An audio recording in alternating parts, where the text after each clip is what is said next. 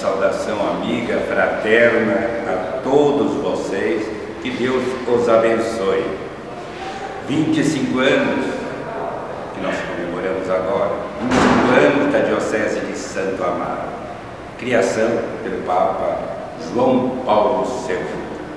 E nós, com grande alegria, passamos todos esses anos agora com o Papa Francisco, estamos aqui comemorando esta data tão significativa para todos nós, não só bispo, padres, mas você, os leigos, cada qual, somos esta igreja de Santo Amaro que caminha para o Senhor.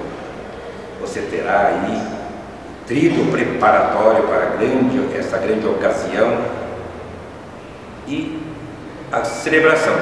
Essa celebração você não pode perder, sem dúvida nenhuma. Convide outros e outros para que todos estejamos aqui louvando e agradecendo a Deus.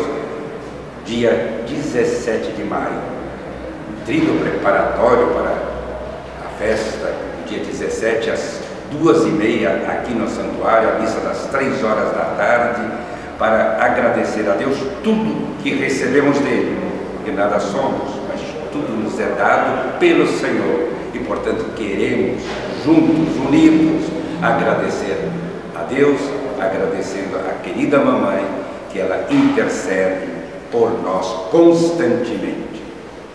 Dia 17 de maio, 2h30, 3 horas, até lá, se Deus quiser.